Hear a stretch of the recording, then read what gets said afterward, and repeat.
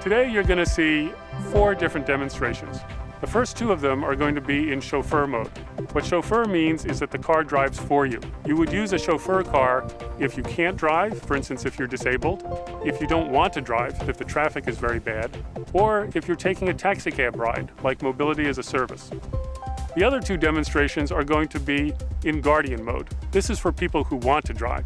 It's a safety net against having a crash. We have designed a special test car which has dual steering wheels, dual brakes, and dual accelerators. The reason for this is that we need 2 different personnel in the front of the car. One is a safety driver.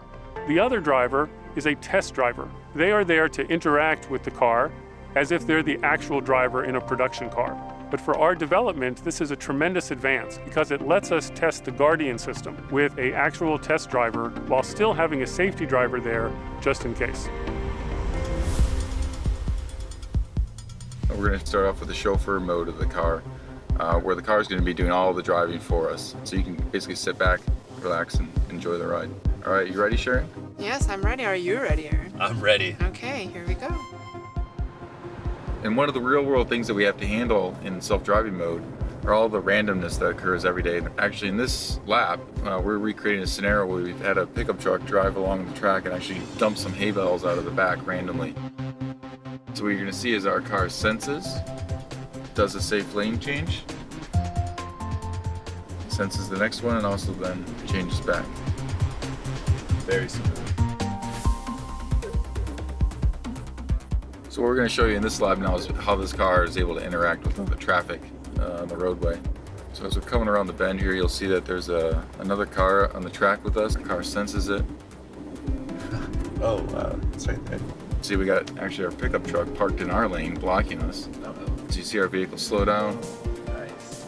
tuck in behind that vehicle that was in our blind spot, and then do smooth lane change back. That was really smooth. Pretty cool, huh? Yeah, very cool. Now we're going to demonstrate our Guardian system. We're going to emulate what happens when a driver falls asleep. Guardian can tell by using a camera that's part of the dashboard. The camera can even see through sunglasses in order to see what the driver's eyes are doing, or if their head is moving into a position that indicates they're not paying attention. So Ryan, whenever you're ready, why don't you go ahead and pretend to fall asleep.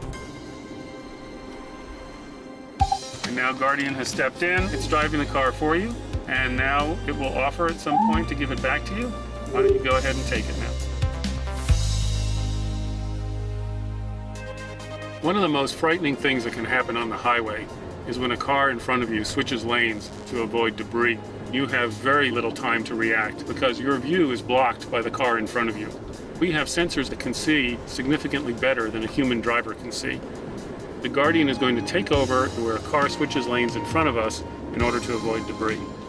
Here, that car switches lanes, Guardian decides we have to switch lanes also, and we avoid having a crash. Now Guardian has offered to hand back control, and Ryan has taken control back of the car. So today you've seen demonstrations of 2 basic technologies that the Toyota Research Institute is doing research on. This is all part of TRI's work to eventually build a car that can never be responsible for a crash, regardless of what the driver does.